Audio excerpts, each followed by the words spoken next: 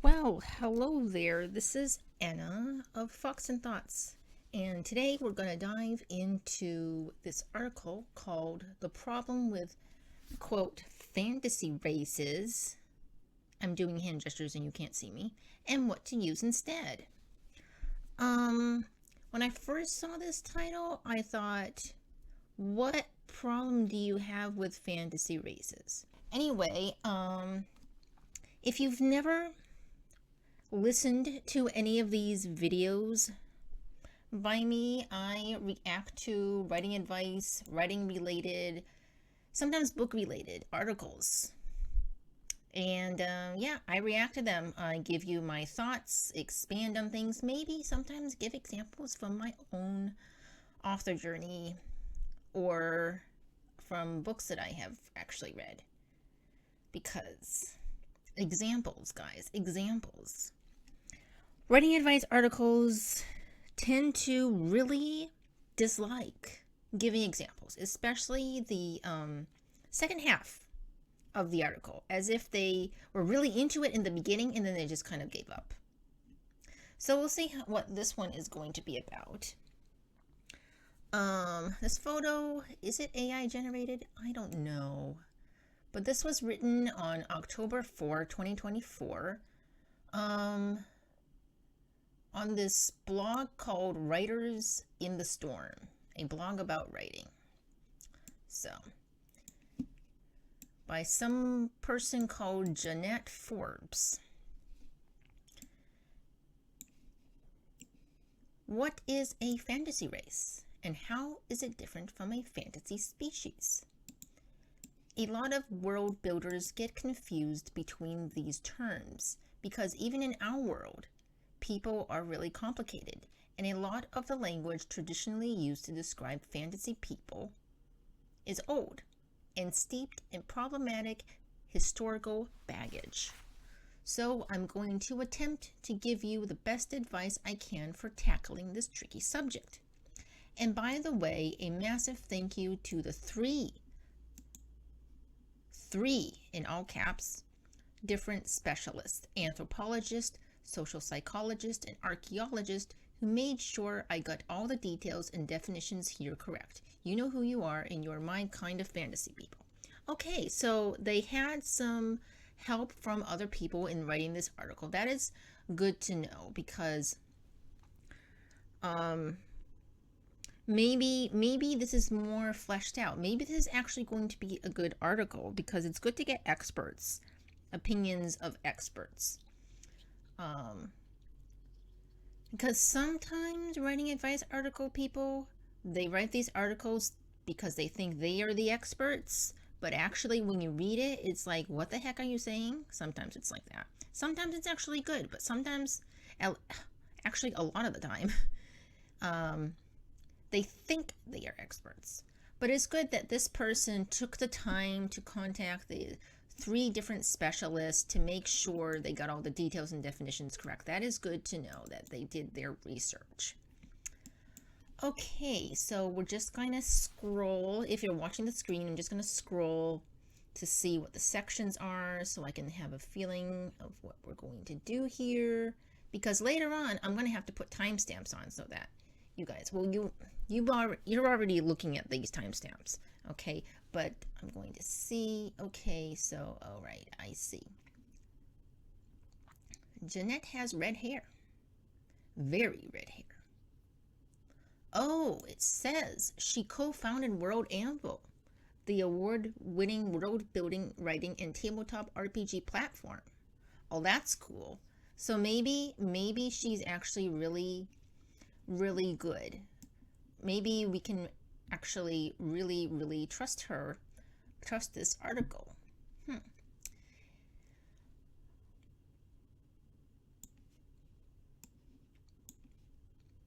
What are people?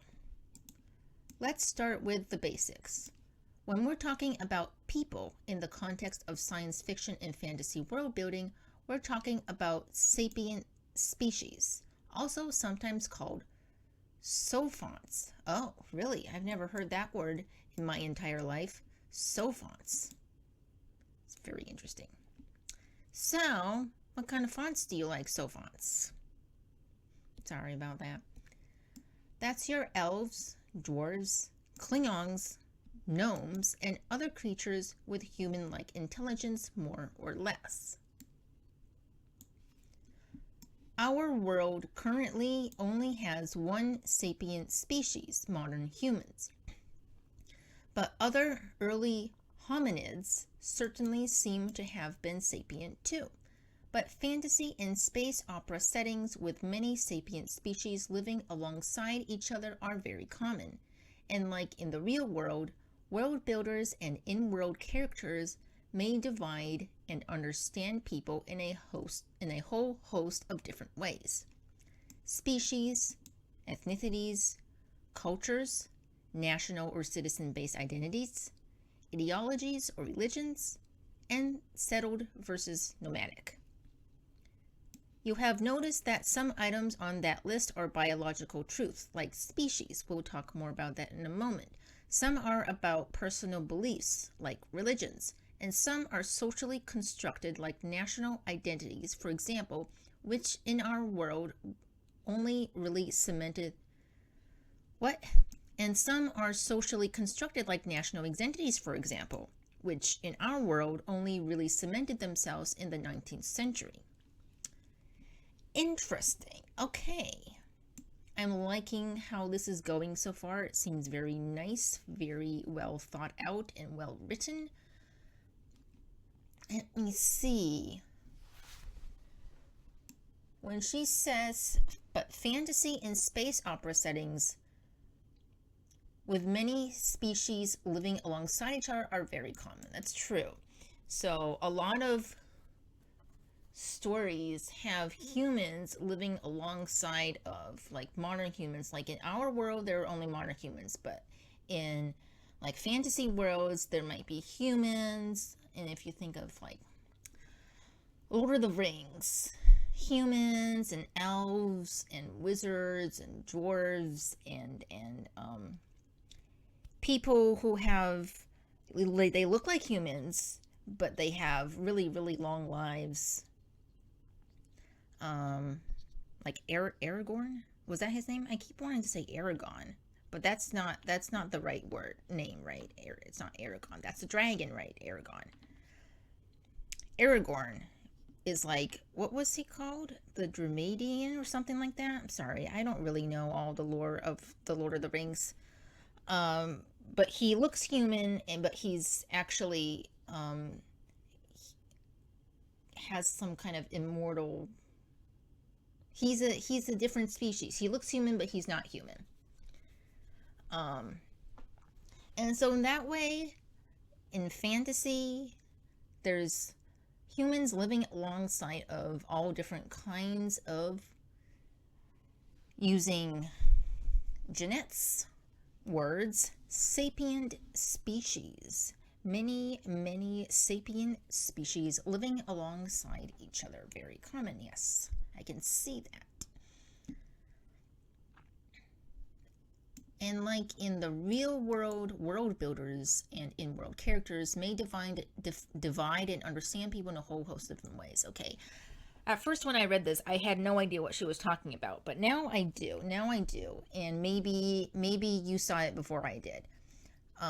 It's about perception, how you or how the characters in the world are perceiving the other characters in the world. You get what I'm saying? So, like,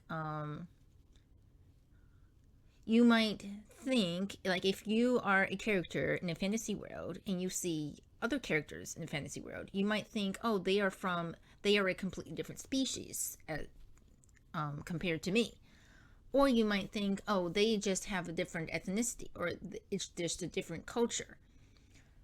Like, if, what is it, in Lord of the Rings, hobbits and wizards live very different lives, right?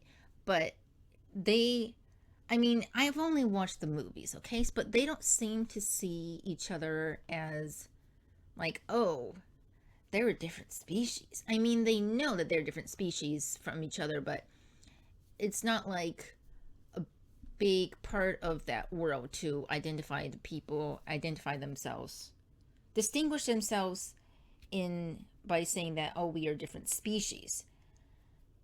It seems more like they have more in common than meets the eye, and maybe they will see each other as having maybe slightly different cultures.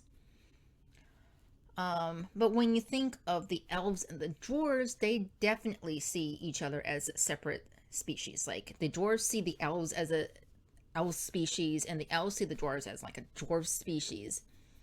And it's only when Legolas and Gimli, is that how you say his name, get together, and then they become like an enemies to friends situation.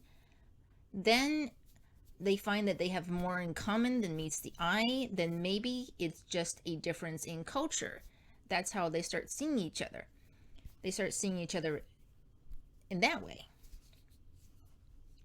Am I making sense? I guess I'm saying that the perception that one sapient species has of another sapient species can change over time in the story. And then the author would then understand them in a different way. They would see them maybe as species. Does that make sense? Different sapient species instead of different ethnicities or different cultures. Although they do have different cultures. Is there like a place where you say, okay, here are these species and they are different in terms of species, but when we're talking about species, do we mean a biological sense? Because I feel like species and culture is very sort of intertwined sometimes.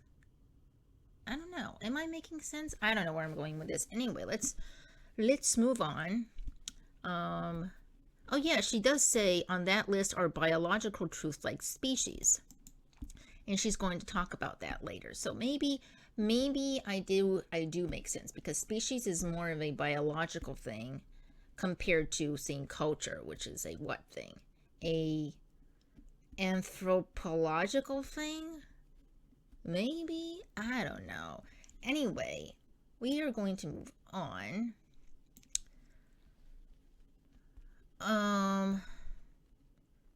Some are socially constructed, like national identities, which in our world only really cemented themselves in the 19th century. That's interesting, but 19th century in terms of what part of the world? Is it just in, is it in every single place in the world? Or is it in just like Western culture? Like, I'm assuming Janet Forbes is from the Western culture. And so is she talking only about the Western culture, or can this be said about cemented themselves in the 19th century? Is this only Western culture, or can this be said also about other cultures? Like, I live in Japan, so what about Japan? Is that national identities, were they cemented themselves in the 19th century in Japan as well? I don't know. You know, I've lived here since I was a toddler, but I really have no interest in learning about Japanese history. It's just boring to me. I like Western history, learning about that a lot more. Anyway.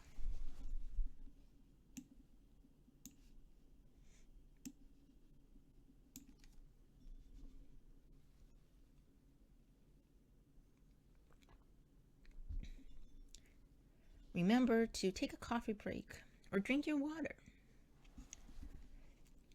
What is a species? What is a species? Put simply, a species is a group of organisms, that is to say people, animals, plants, bacteria, space whales, etc. Space whales. Anyway, that are similar to one another. But there's an important caveat. Only organisms of the same species can reproduce to create offspring that are also able to reproduce. We'll call this the viable offspring test, and it'll come back later. Okay. Only organisms of the same species can reproduce to create offspring that are also able to reproduce. I think, now I could be wrong, but, you know, ligers, that is, when a lion mated with a tiger and created a liger. So they can have a child, but I feel like I remember hearing that ligers can't reproduce. Like they are unable to. And I also remember hearing that ligers, or whatever cross that you want to call them, you can tigons or ligers, I don't know, that they have shorter life expectancy, the lifespans. They have shorter lifespans.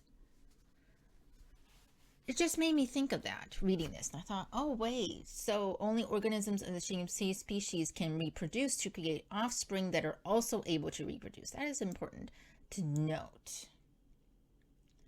Because organisms of different species can definitely produce offspring, but not offspring that can reproduce. I think that is correct to say.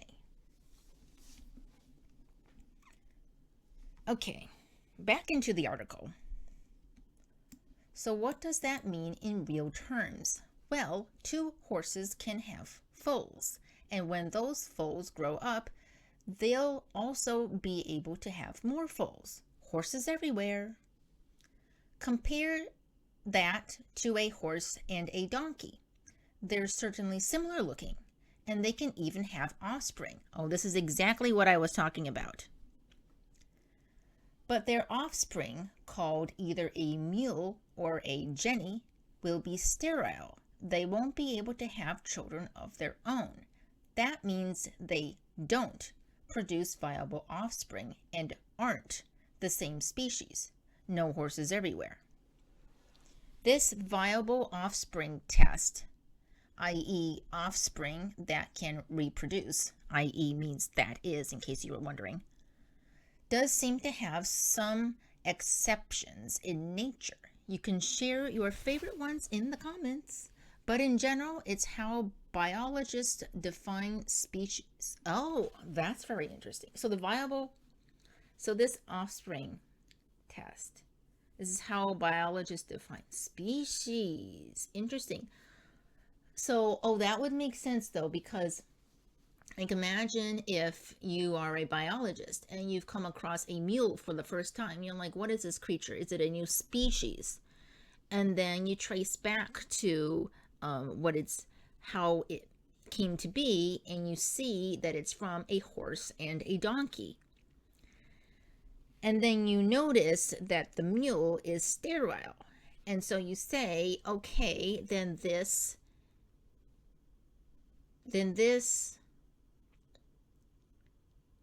is not a species, a new species. This is just a freak of nature, I guess. I don't know. But it's like my liger example. I don't know if, I think actually ligers and tigons can occur naturally, in nature. Like if there's so few of one or the other, then they do tend to, they might actually mate, so there could be. But the example of the liger that I saw was just, it was in a zoo, which is kind of sad actually, because when you think about it, it's just that they wanted, to reproduce and to leave offspring and to have a little family, but they were different species. Only different species was available. So it's kind of sad. that because that happened in the zoo. But if you think about it happening in the wild, then you might have to think about, oh, did that happen because humans were driving the numbers so low with their hunting and deforestation and stuff like that? And that's why we have ligers now. That's something to think about. So that is interesting. Okay. I don't know what I just said right now. A whole jumble of stuff and lots of environmental concerns. Okay, so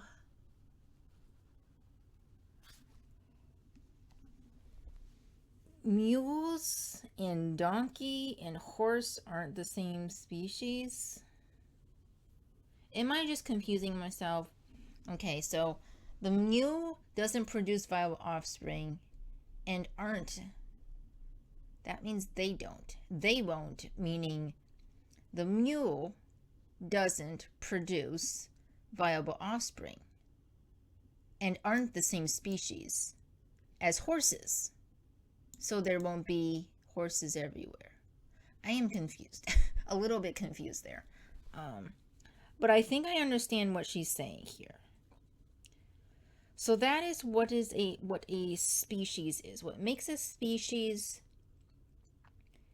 is they can reproduce and create offspring that can also reproduce. Okay.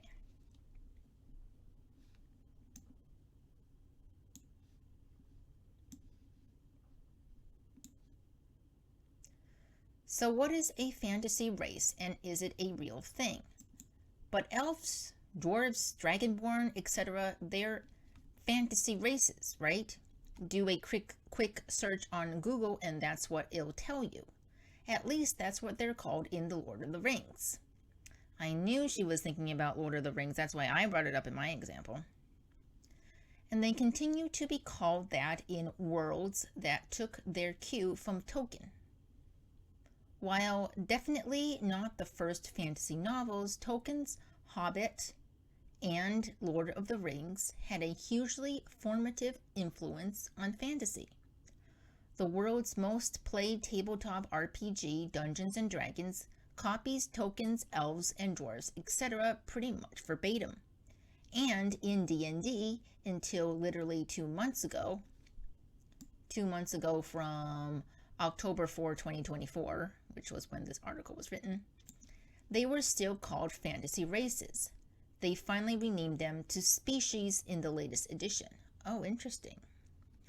So instead of calling them fantasy races, decided to call them species because the species they can create offspring with the same species that will also create offspring. That's why, right?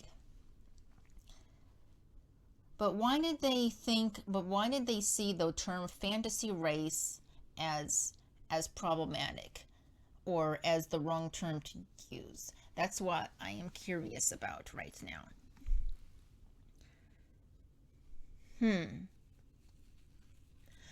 Speaking of Dungeons and Dragons, side tangent.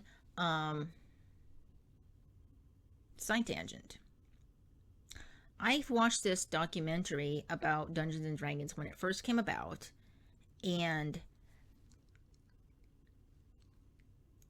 how so many people, parents, mostly religious parents, thought that it was somehow brainwashing their children into believing the fantasy world was real, and they even made a movie about, who did they use? I forgot. It was some very famous actor. About D&D and about one of the main character believing that they were actually that they couldn't tell apart fantasy from reality anymore, and then they started creating havoc in their town, and his friends had to try to stop them. And then by the end of the movie, he was still not back. He still confused fantasy with reality. And so that's what people thought that Dungeons and Dragons was doing to young people. And so Dungeons and Dragons was like being, I don't know if they were sued, but they were like being banned, like don't sell it, having lots of backlash and stuff like that. And somehow some people thought it was satanic in nature for some reason. And there was so much backlash when it first came out. Like, I didn't know about any of this. I thought Dungeons and Dragons were loved from the beginning of time, but I guess not. So, side tangent, very interesting. I can't remember where that where that documentary was. Like who talked about where it was from, like BBC? I don't think it was anything like that. It might have been someone that was just looking to doing like a deep dive.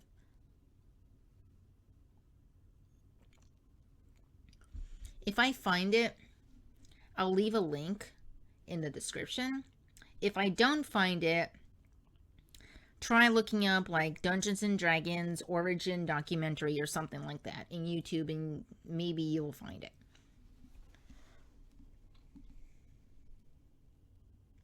So the What is Fantasy Race section involves 3 sections, and we're going to all put them all together here because I have nothing more to say about this little bit here. So we're going to move on to what is a race in people? What is a race, quotes, races in quotes, in people? Oh my gosh, we're getting so conceptually and philosophy up in here. Let's use our noggins to their full capacity and let's see what Janet has to say. Is the name pronounced as Janet or Jeanette? It might depend on where the person is from.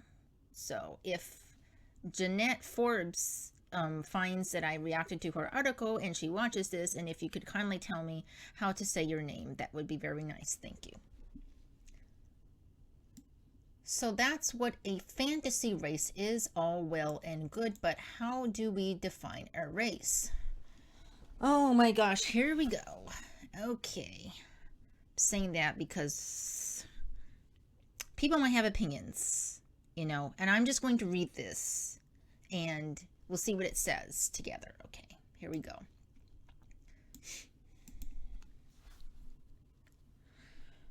Okay. Let's start with what we know from science. All modern humans are the same species, Homo sapiens, as defined by the viable offspring test. Every day, humans from different countries around the world, I've turned into Elmer Fudd, around the world. Let's read that again. Every day, humans from different countries around the world fall in love and prove this by having children. But even though we're the same species, we clearly have different heritages because people have moved all over the world for millennia and their biology became specialized to survive the conditions they found themselves in. And then they moved about some more. There's Viking heritage in Crete, Middle Eastern heritage in Spain and Sicily, and people of British heritage absolutely freaking everywhere.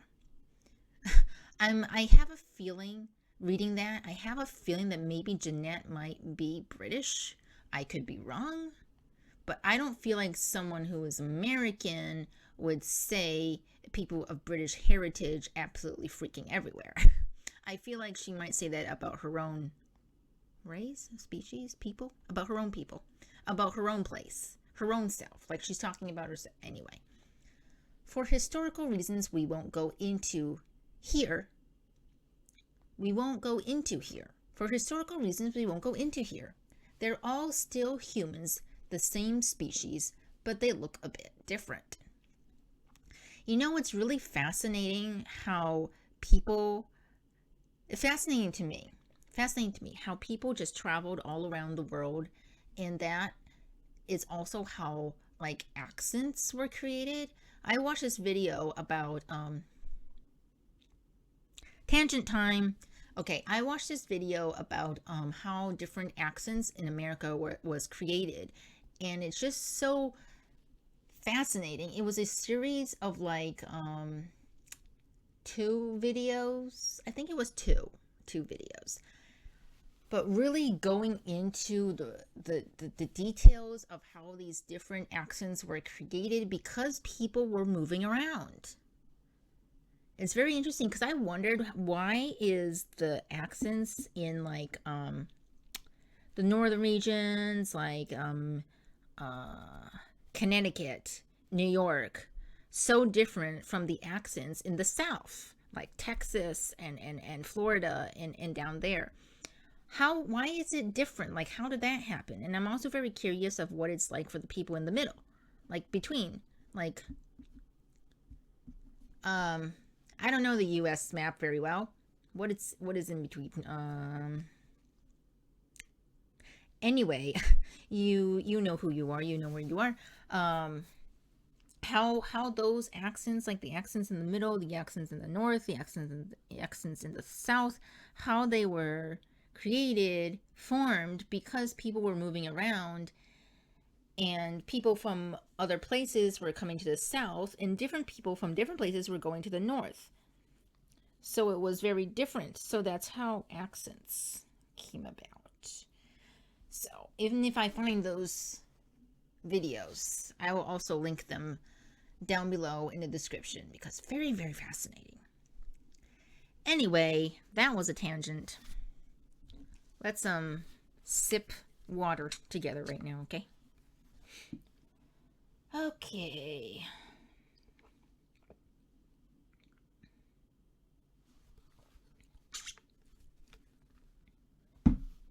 My water bottle squeaks.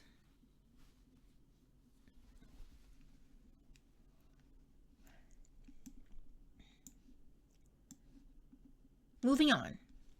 The difference between race and species. But unlike species,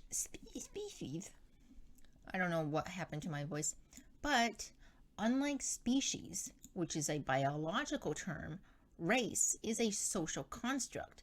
That's to say, it's defined by how people see, define, and group themselves. And more usually, others, in italics. And because heritage and identity is complex, even today, there is much metaphorical beard pulling between anthropologists trying to sort this all out.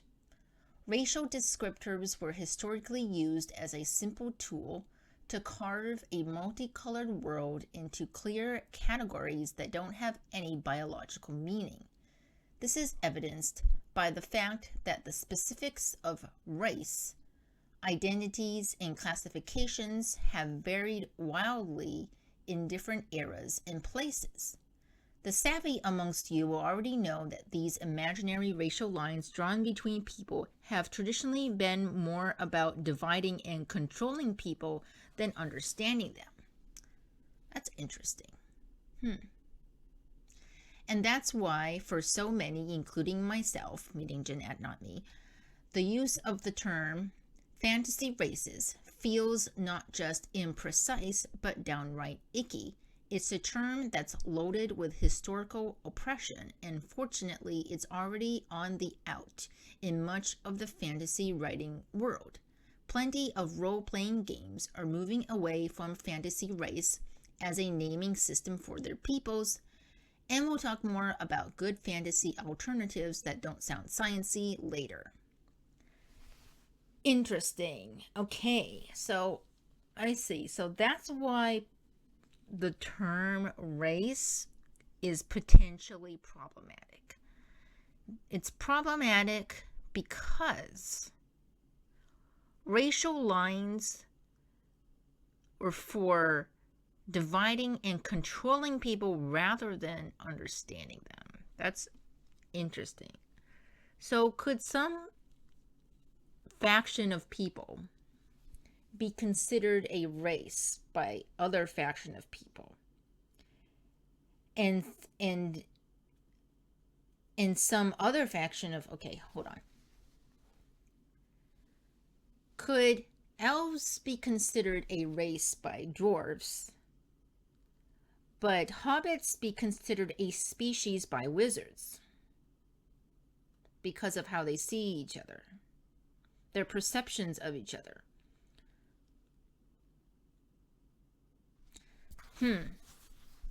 Are we all species? There is no race, there is just species. Human species.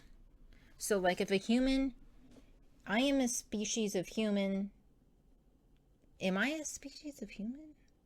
Humans are a species. Human is just one species, right? No? Yes? I don't know. I feel like the more we get into this, the more people with very political ideas about this stuff are going to get very political about it, which is okay to do that, but be open to ideas and suggestions about certain terms used. Race is defined by how people, race is a social construct. Traditionally been more about dividing and controlling people than understanding them. But taking the other side now to say that maybe race is actually not so problematic, could you say something like race is now being used in a more, it is given a different definition than it was before. So before maybe it was about dividing and controlling people, but then those specific races are now taking that word and making it their own,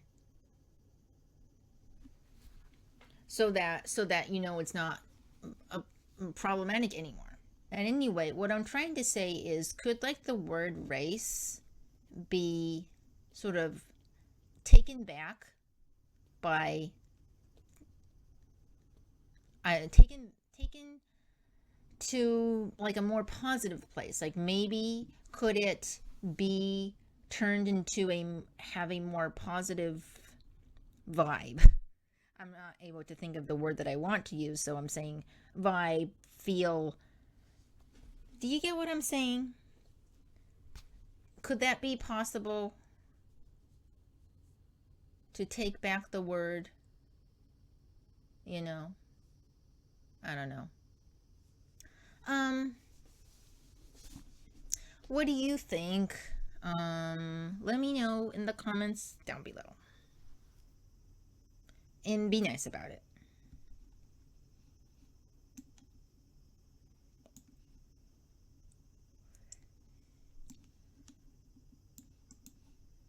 Okay.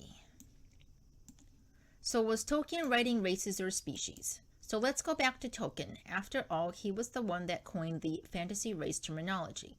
We know that Tolkien actually thought about his peoples in terms of biological species, even if he didn't call them that, as you can see from this excerpt of one of his letters.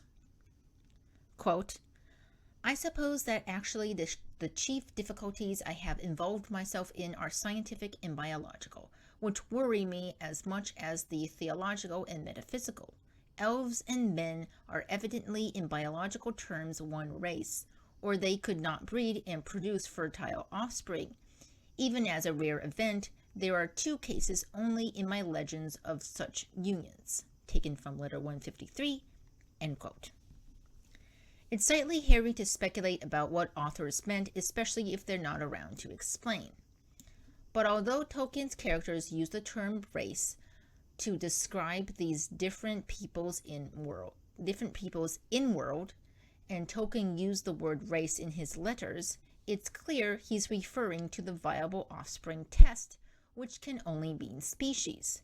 The scientific and biological worries were clearly something he dwelled on, and even though he's getting the actual biological term wrong, says, damn it, man, I'm a philologist, not a doctor. What is that? I have no idea. He's certainly thinking of his peoples as biological species. I didn't know that Tolkien was the one who coined fantasy race terminology. That's interesting. So that would mean that maybe we can't use the word fantasy race if fantasy race is is tied with such negative connotation. Is that the word I was looking for? Is that the right word I'm looking for? I'm not even sure. Fantasy race has a negative past attached to it, then just because people of the past established this term doesn't mean we can't change it today. You know, like just because, I feel like let me just say that I feel like people of the past to us are like established somehow. And we have to definitely, of course, use their phrases and ideas as like the gospel truth or something and not change anything. But by not changing anything, we're not reflecting our sort of modern thinking into those words. Like those words are from the past, they're not modern, they don't reflect our current time. And then because they don't reflect our current time, they become problematic. And so then we start having these types of discussions. I think that it's okay to say that the oldies are not always the righties. They're not always right. They're not always the gospel truth. We can change what we can change what they have established. We can change definitions. We can adapt, not change, okay. Adapt definitions, let them evolve. I mean, words in their meanings evolve all the time. Think about the some of the slang that Gen X is using compared to what millennials are using. Maybe some words have changed in meaning.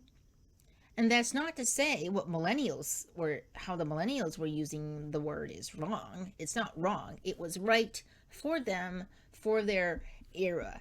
Like it matched their era. But now the young ones have to took that word. The Gen Xers take that word. They take the word and or the Gen Zs, and then they change it in a way that reflects their culture, their way of thinking, their society. And that's okay.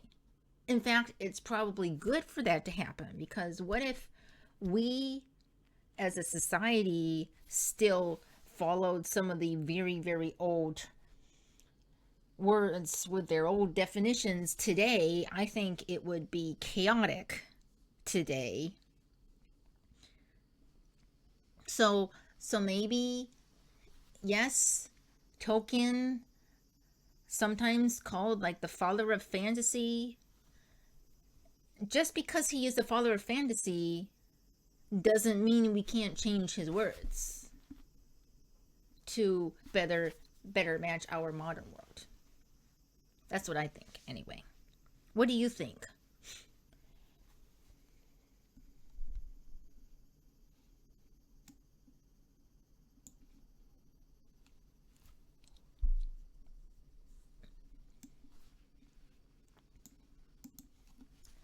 Okay, so why is this important? Can't I just write whatever I want?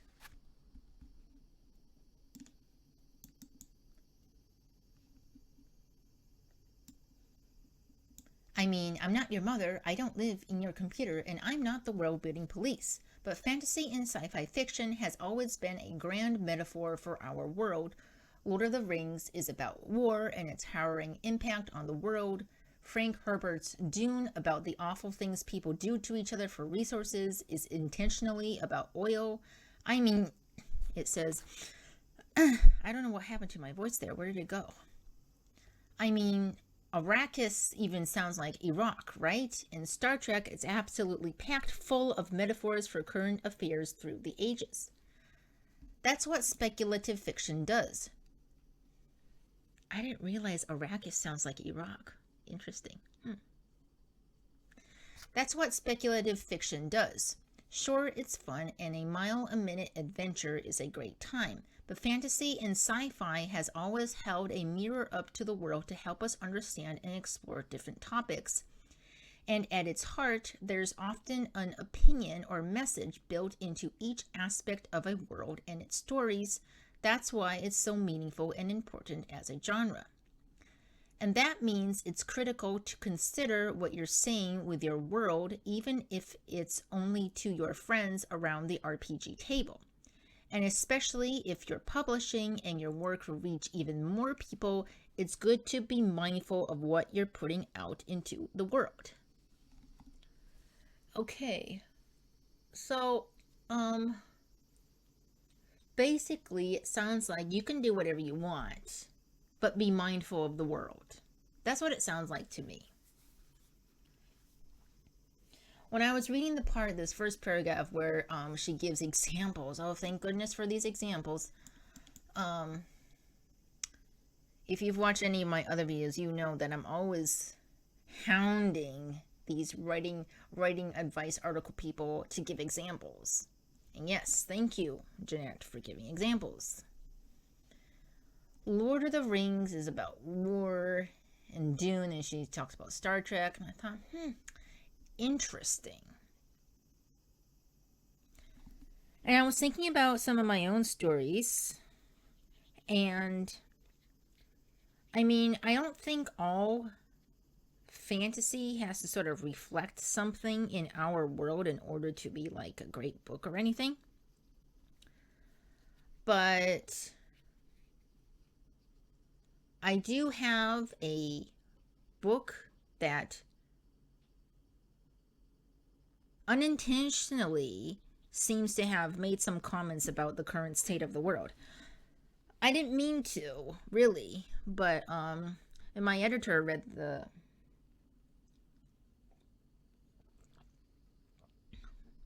did she read the whole thing? Yes, she did. The whole thing. As a manuscript critique, and pointed out that it nicely reflects the state of the world right now. And I'm like, oh, really? I didn't intend that, but that's interesting. Maybe I could lean more into that. And now, as I'm editing, because I'm leaning more into that,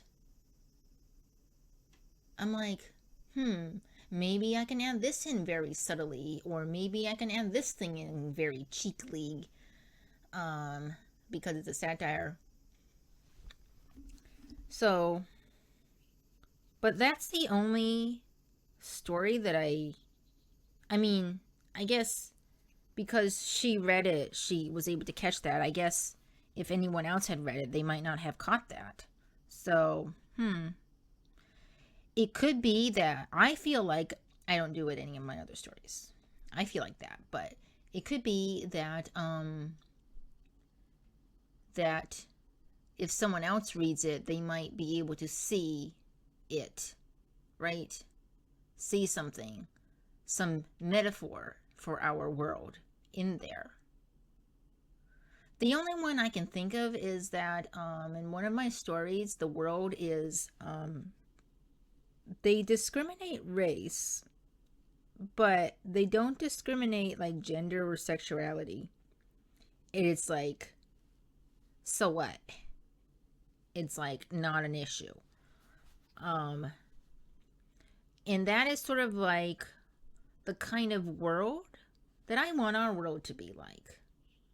That people don't like saying that I'm ace is not like taken weirdly or whatever. It's just like, oh, okay. and everyone just understands. And if someone wants to say, you know, I'm gay and this is my boyfriend, yeah, great. What does he do for work? It's not like, oh, you're gay, okay, or oh you're bi. Like, what does that mean? Does it mean you sleep with many people or something like that? That's weird. There is none of that conversation happening. That's kind of the world that I want there to be. But anyway, yeah. And also, right, the pronouns bit, like, people just naturally ask, um so what are your pronouns? And it's like normal to do that, or it's no big deal to say, hi, my name is so and so, my pronouns are she, they, or whatever you want to say, whatever you want people to address you as. So it's not really a metaphor for our world. I guess it's like a message. I don't know where I'm going with this. But yeah, my World of Elgana books, which second, third draft versions are available on Wattpad. If you want to check them out. But they're all in a world, except for one, in which that is like a struggle for the main character. But all of them are within the world of Elgana, in which the gender sexuality is really not an issue, not questioned at all. Instead, they do discriminate against species, races. So, yeah. Anyway, I just had a thought about my stories in the world of Elgana. If we think about what they talked about, the viable offspring test, how, I don't know. Now, I'll have to prove the viable offspring test works in my world somehow. That maybe the bipedal animal creatures of Elgana were actually genetically more humanoid than animal, and that's why they were able to produce offspring with humans, and then their offspring were able to produce offspring. But I know what isn't possible is for bipedal races to crossbreed like that. I know that that doesn't happen, because you won't get a fox human hybrid with a fox human hybrid with like a bird human hybrid and get like a fox bird hybrid. You won't get that. Like, they can't have offspring even. Like, it doesn't work. I don't know how biological, scientifically accurate that I want to get in the fantasy story, because sometimes I just say, because it's fantasy. That's why it works. And maybe some people will have problems with that, but that's all I got. I could do that. That's interesting. I didn't realize that maybe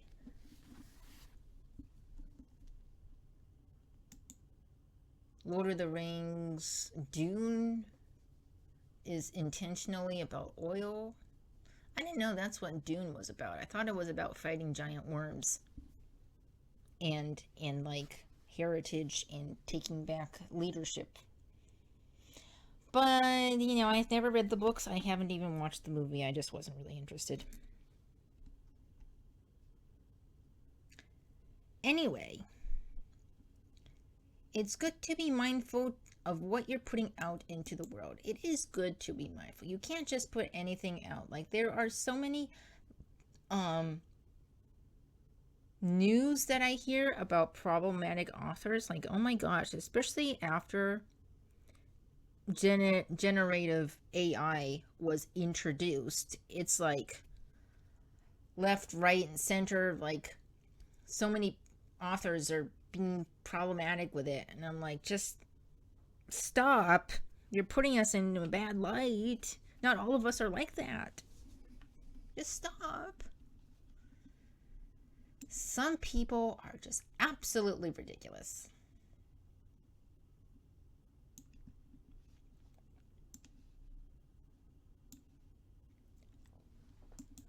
What term can I use instead of fantasy races? Species is a sciencey word. There's no getting around that.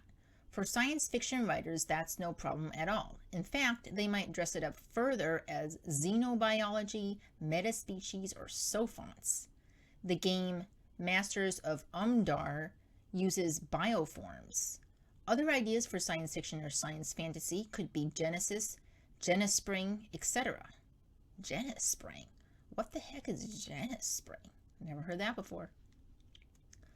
But for fantasy world builders, especially those writing medieval-inspired fantasy, there's a disconnect between the word species and your oldie-worldy feeling world building. Some awesome RPGs have already been pioneering away from the prevalence of fantasy race as a term. Here are some recent examples of equivalent words. Lineage, from Pathfinder 2e. Kindred, from Tunnels and Trolls. Stock, from Torchbearer. Ancestry, from Shadow of the Demon Lord.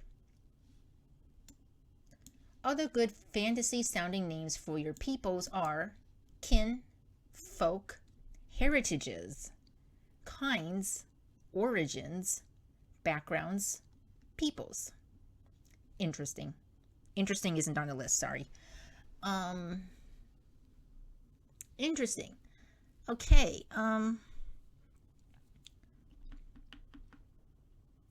so instead of using races, so instead of using peoples, you know what, when I say peoples, about peoples for a second here, I think of human beings.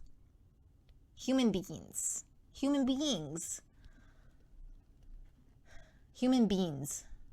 Anyway, so I don't like to use the word people for my World of Elgana books because none of them are people to me.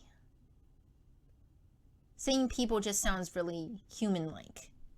The humans will call themselves people, but in the more modern years of World of Elgana, I decided to call them citizens.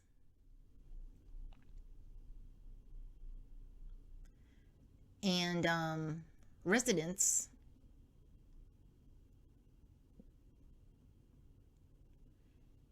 So instead of even saying like the word man and woman doesn't apply because they come from a largely because they're not women in human, because they're not humans. So instead of saying policeman, I say police citizen. I don't know if you're gonna find that cringy or not. It might sound cringy to you, but they're not men, they're not humans. So if there is a police person, I say police citizen.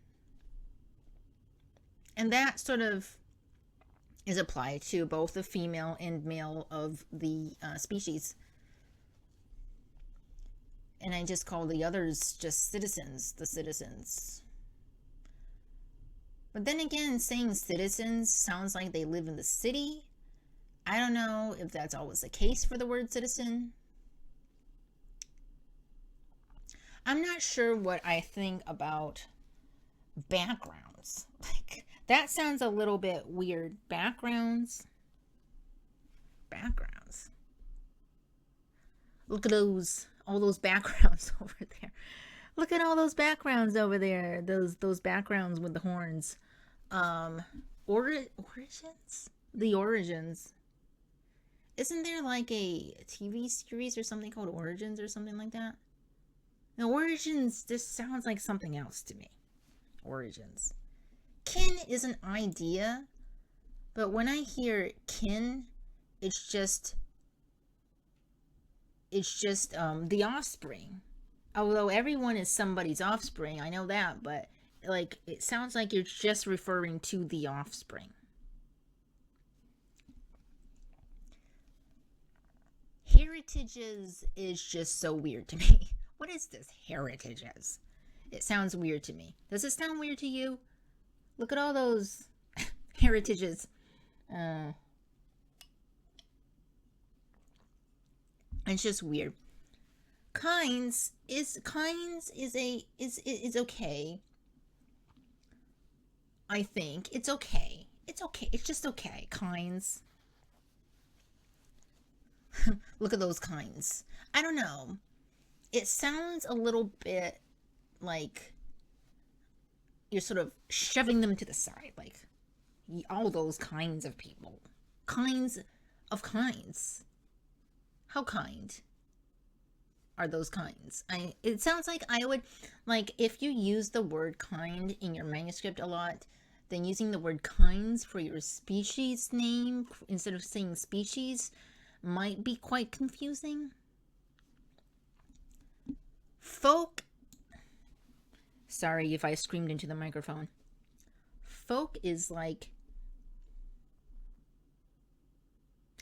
you know, the word folk tales and folk songs. It sounds like a folk is like a cluster of villagey people. That's what it sounds like to me, folk. It sounds like a fiddle in a tavern. It sounds like people wearing clogs and aprons. It sounds like milkmaids and a whole bunch of them walking around in a village square. That's what folk just brings the image to my mind. Maybe I just need to change that image, but folk just sounds like, you know, folk tales, folk songs, folky, I don't know. It doesn't sound like I would want to use that instead of species. Not to try to anger Torchbearer fans, but stock is kind of weird to me. Kindred is nice. Kindred sounds nice. I'm not sure about ancestry, but that because that's the past. You're not an ancestry in the present because you're not ancient yet. I thought ancestor means in the past, like ancestry. Sounds like ancestry and lineage sounds similar to me. Because in the present day, you wouldn't be a lineage in the present day, would you? Or would you? Ancestry sounds to pass to a long time ago. Lineage sounds like you're talking about the entirety up into yourself, but not including yourself.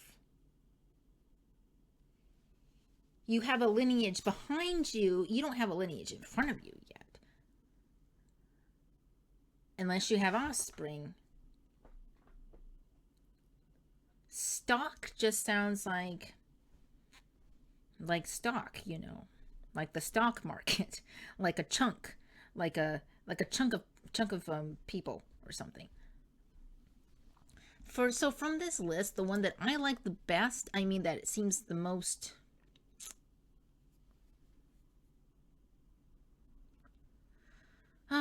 replaceable. Like if I really want to replace saying species. Kin or folk, I think. One of those. I don't know, I don't really like kin though. Maybe folk. Folk is like taking the number one spot for me. The second one would be kinds, but it's sort of like pushing it. Like I don't really feel it, for me at least. None of the others work. Not for me. What about you? Which one of these, including the ones listed from these RPGs, do you like? If you are a writer and you want to stop using the word species for your fantasy world building, which one of these do you like the best? Lineage, kindred, stock, ancestry, kin, folk, heritages, kinds, origins, backgrounds, peoples. Let me know like your top 3. If you would if you wanted to use one of these, like what would be your top 3? Because mine is kin, no, not kin. What did I say? Folk at number 1, then kinds at number 2, and kindred at number 3, maybe? But is kin like the short for kindred? I'm not sure. Anyway.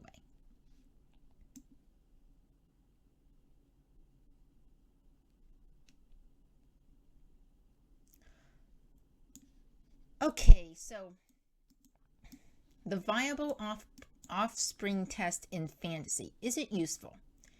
If you're being less scientific about your peoples, do you even need the viable offspring species test?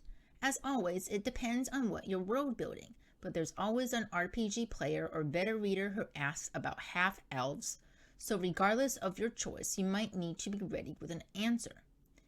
If it's relevant for your kind of setting, you should choose which of your peoples or folk, kin, etc. can have children, and if those children pass the viable offspring test.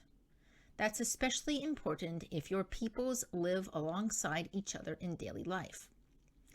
Even if scientists or wizards haven't gotten involved, there will be anecdotal knowledge about couples who were or weren't able to have children. Of course, you might choose that all your different peoples can have children. That's what I did in my recent world, which creates beautiful mixed peoples with interesting heritages. Or that none of them can. That's totally fine too. Just make sure you think of the ramifications this will have on your societies. Okay, so I guess, in terms of me, in terms of myself, in my world of Elgana, which is where there's the most different species, as I explained, that a fox-human hybrid could marry a bird-human hybrid, but they won't even be able to have offspring. They can't have children.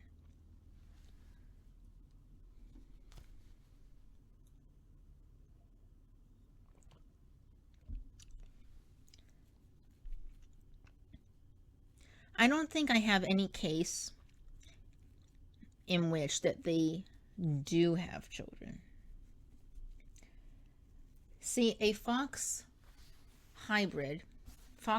hybrid, can only have children with another fox-human hybrid to sort of pass the viable offspring test. But a human and a bipedal fox creature can have a child, which is a fox-human hybrid. And then that fox-human hybrid can get together with another fox-human hybrid and have another fox-human hybrid. So the viable offspring test is passed.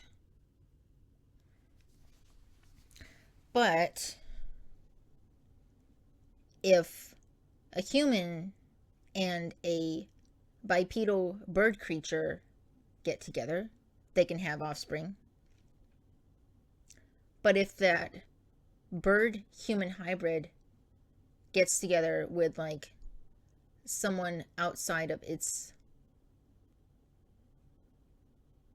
type, so it gets together with a non-bird-human hybrid, it can't have children at all. Like, it just isn't possible to happen.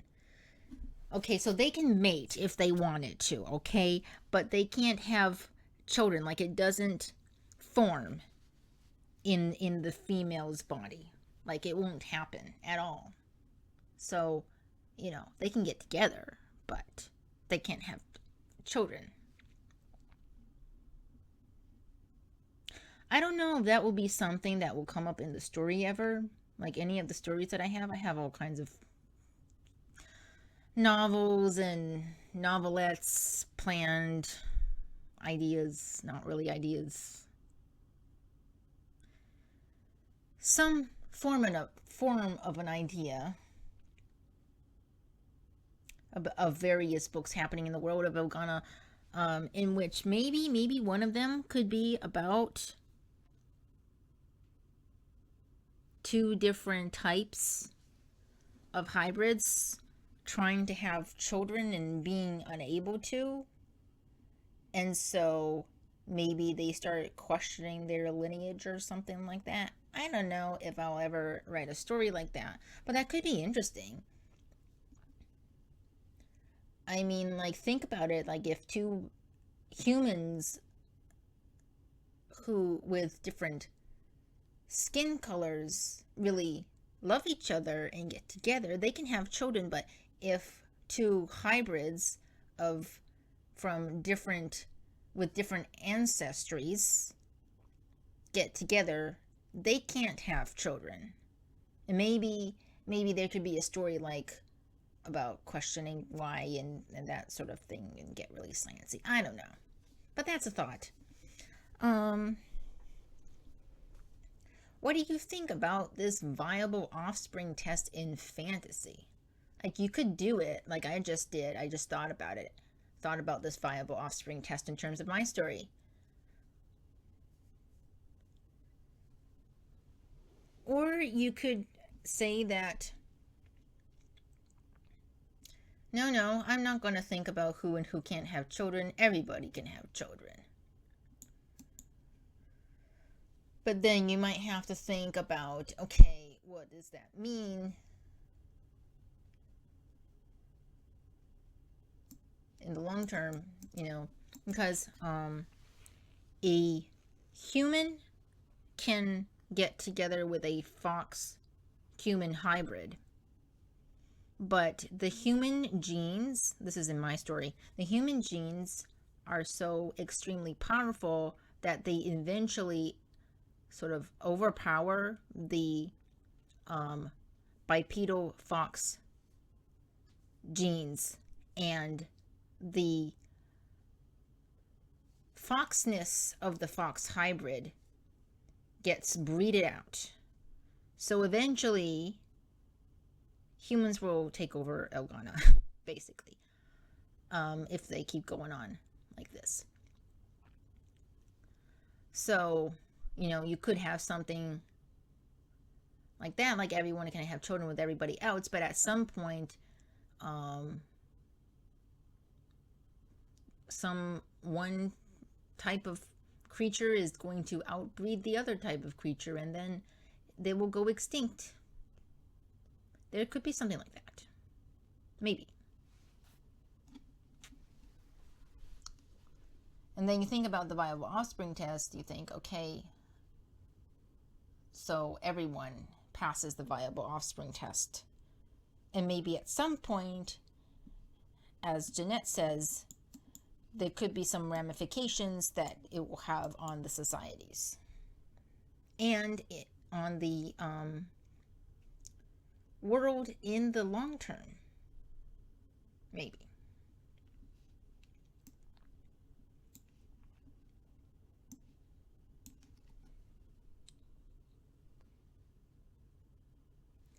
World building origins. If you are selective about who can have children with whom, this can speak volumes to the origins of your peoples. In many fantasy worlds, some peoples are more similar in origin than others. For instance, traditional D&D logic has gnomes and elves as closer in origin than, for example, dwarves. That might mean you can have an elf gnome, but not an elf dwarf.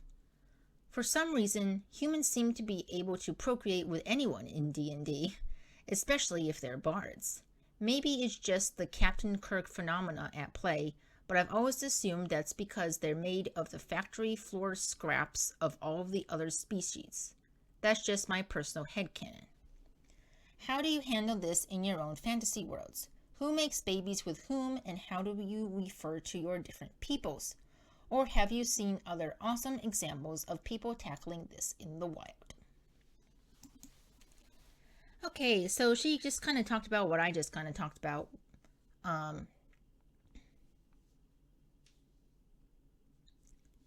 Like, you might have to, like, who can have children with whom, and this can speak volumes to the origins of your peoples. Also, it can speak volumes to the future of your peoples, too. So, like I mentioned about the genes being stronger than the other genes. So you could have a pair of genes that are more resilient than another pair of genes, and that pair, goes through many different cycles in the washing machine, but one of them comes out whiter and whiter each time, or maybe grayer and grayer, or whatever, and then they end up thread just comes apart, and they end up just disintegrating and becoming yarn, and then dust, and then the second pair of genes just goes extinct.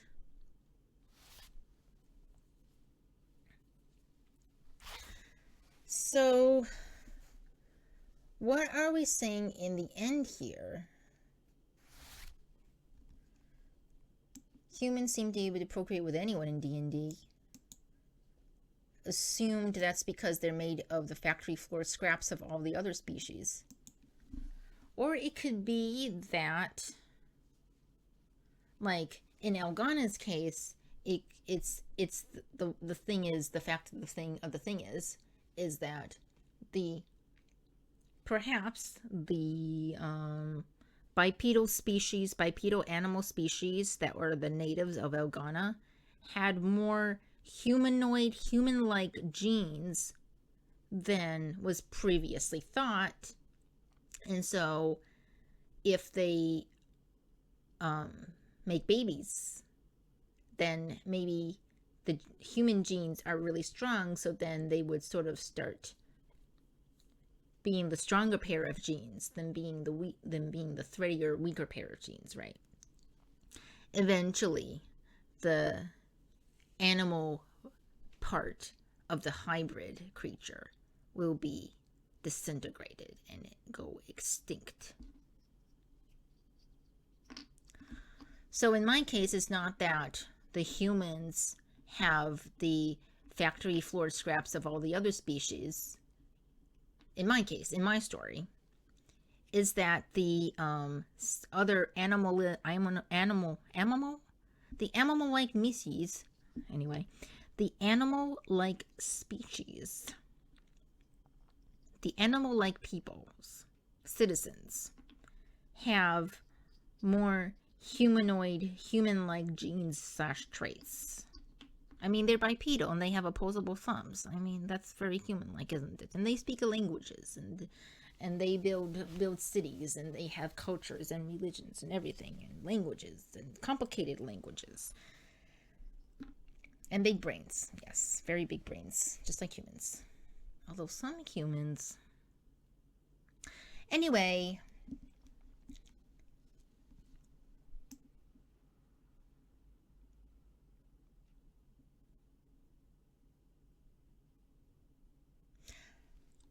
okay, in conclusion, it says the top image by Delana via Midjourney. Okay, so I was right. This image that appeared in the beginning was created by AI. This was a very interesting article. It made me think a lot about my own story. Maybe it made you think about your own story. Maybe if you're not a writer, it made you just think a lot. And that's good, to have these discussions and to think a lot and and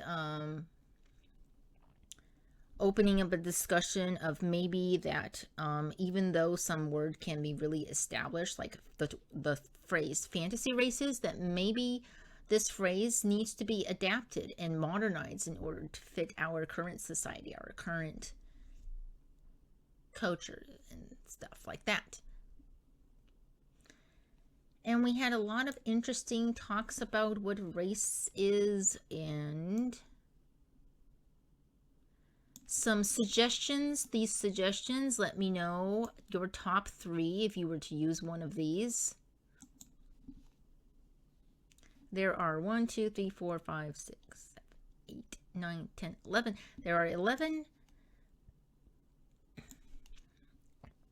equivalent words if you don't want to use the term fantasy races or species. So let me know your top 3. And let me know what you think about this viable offspring test, and what if you used it in your story? Like, what would that look like? Do your species pass the test?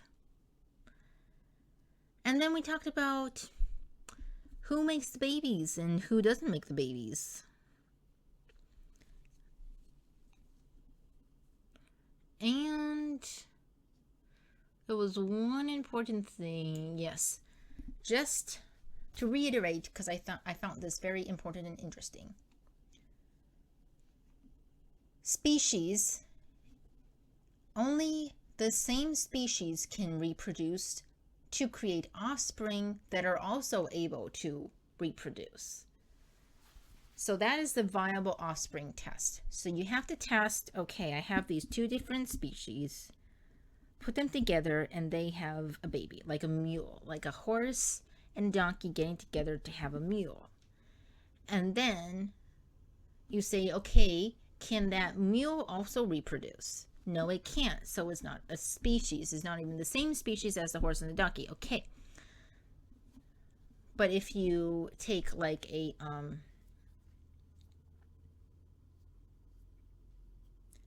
cross one type of cat with another type of cat and make a new cat, it's still a cat, and that cat can also then create offspring. So that passes the viable offspring test, not the viable species test, the viable offspring test. So cats everywhere.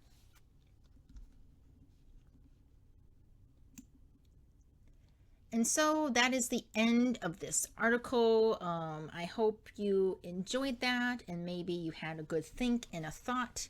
Let me know all the things down below, and I will see if I can find that D&D documentary, which was very interesting, and also the one about the different accents in the US. The 2. I think I remember where I saw them, but I'll have to look them up. I'm pretty sure if I look them up, I can find them.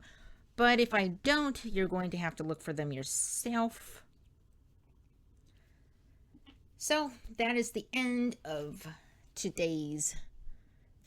Today, I post like every week. So it's like almost every week, unless I'm really busy. That's the end of this week's video. I hope you enjoyed that. And please keep hydrated, subscribe, give a like to this video, support the channel, and you will hear me in the next video. The fox is out.